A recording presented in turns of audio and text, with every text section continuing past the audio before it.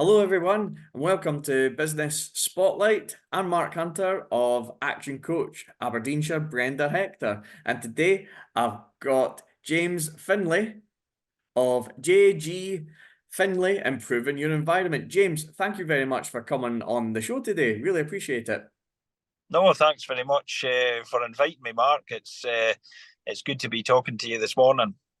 Yeah, yeah. How's your morning been so far, James? Yeah, it's been pretty hectic. We cover a certain aspect of grounds maintenance down here that includes winter maintenance. So we've had teams out this morning gritting sites, getting industrial sites and whatnot. So I've been doing my bit myself. So hence I'm in my work environment this morning. So out in the tools. So yeah, it's been good so far. Nice, crisp, sunny morning. So it is. So it's good. Excellent, excellent. Could you tell us a little bit more about your business and the sort of services and products that it provides, and also how long has JG Findlay been running for? Yeah, well, JG Findlay I started that business in 2007. So been running over 16 years now down in Dumfries and Galloway. And in the early stages, we focused on developing a traffic management side of the business, which was putting out traffic lights and stop-go systems, contraflows, down in Dumfries and Galloway for utility companies, local authorities, highway maintenance companies. So we developed that side of the business quite rapidly, up until about 2009, 2010. And then we sort of went into more widespread highway maintenance where we were carrying out filling potholes, doing, carrying out gritting work, and more sort of the cyclical maintenance aspect of the business, where we're actually, maintaining structures and helping monitor the performance of the roads themselves and reporting off the back of that. So up until sort of present day, where recently we maintained a large aspect of the trunk roads down here in Dumfries and Galloway. So that's always been a sort of mainstay of the business, and we've always sort of catered for other entities like health boards and schools for maintaining their grounds, and also some forestry work as well. So there's always been a core element of that to the business, and making sure our staff are trained and they're happy in the work and such like. So a good mixed bag. Excellent, excellent. It certainly seems like you cover quite a lot then, so that's fantastic. Yeah. Did it did it always did you always sort of envisage that this was the way that the business was going to go, that when you first started out, and I think it was 2007, wasn't it? Yeah, that's right. I think I had envisaged in terms of the growth, I didn't quite expect it to grow as much as it did.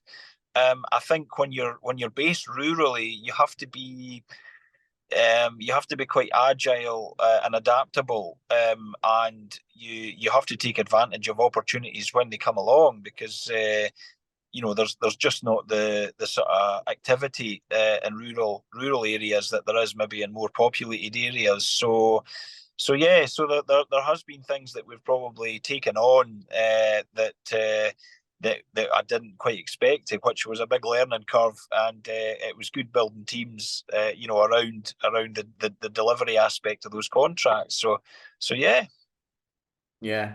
Excellent, excellent. You just sort of said there, it was a big sort of learning curve there, and bringing in the team. What has also been some of the learnings that you've had, or what's been your biggest learning since you've been a business owner then? Yeah, that's a good question, Mark. I think the background, the kind of what underpins the business, really took me by surprise in terms of, you know, building a financial structure for the business. Coming through the financial crash in 2008, you don't have, or businesses don't have so much access to the what I would call the traditional methods of finance.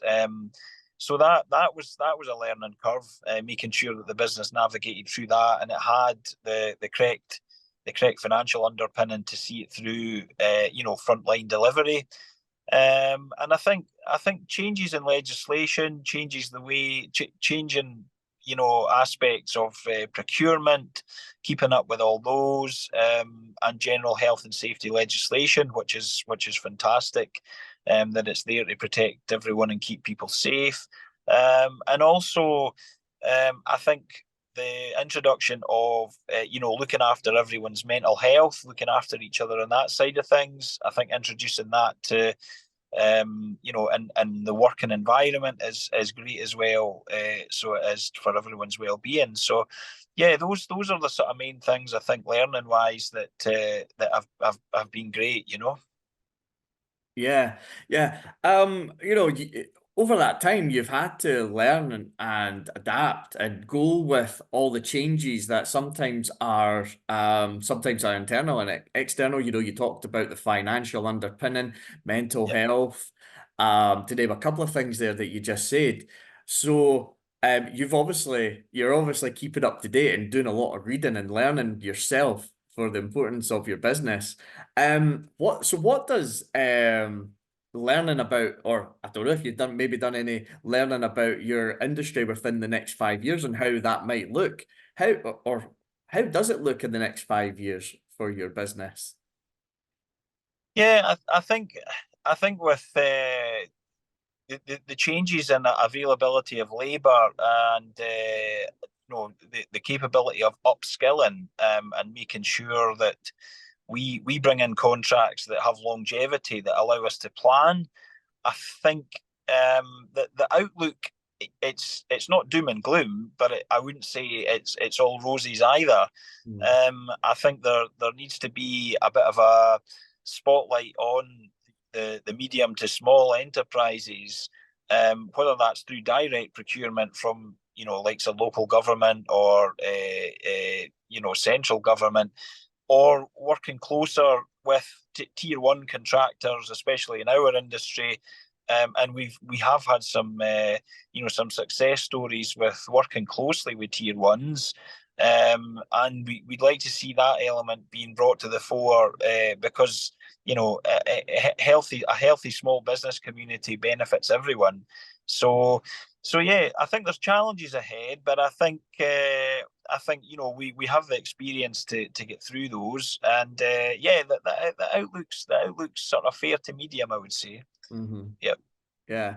Yeah, I couldn't agree more, and I appreciate your honesty there. Without a doubt, I go back to what you said there that, small to medium-sized businesses, or any business in a community has a massive impact Yep. um, in our communities, and it's very important. So absolutely, absolutely agree with you there. Again, kind of going back to all, that time from 2007 till now, has there ever been a sort of mentor or coach that's really been inspiring for you during that time? And even now, do they help you? It could be, anyone. It could. Last week I spoke to someone who said it was Steve Jobs. I never met him, but his Yeah. books and everything inspired them. So is there anyone a mentor, coach, or someone who inspires you today then? Yeah, well, I think there's probably two or three actually. I think historically, I'm actually an agricultural engineer, and one of my sort of heroes, or a mentor, if you like, the sort of late great Harry Ferguson, who as we all know, the tractor manufacturer Massey Ferguson. Harry's journey in particular inspired me, and the challenges that he overcame, and how he was able to shape an industry with these developments, is very inspiring. So I've taken a lot of inspiration from his journey, and certainly my family, my father and my grandfather, a lot of their how they did business, their work ethic, and also the kind approach that was taken towards workforces and things like that. That was really pertinent to my journey and the success of my business. And I think it's probably slightly brave to say that I've always had a faith. My grandpa was a Christian, so I've always had a faith there that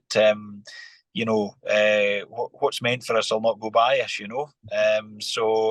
So there's an element of that at play as well, which I think has really helped me along the way. So yeah, so that's all good. Excellent. Excellent. Yeah. Um, is this always how you sort of envisioned it? When you were growing up, is this how you saw yourself? Did you think that you were going to be a business owner one day? Yeah, I probably had designs on it. I think with family members being business people, I had designs on it, and I was lucky enough to be in business and what I was passionate about. I was always passionate about cutting grass and maintaining and providing services to do with our landscape and our built environment, if you like. And it probably exceeded my expectations, to be honest.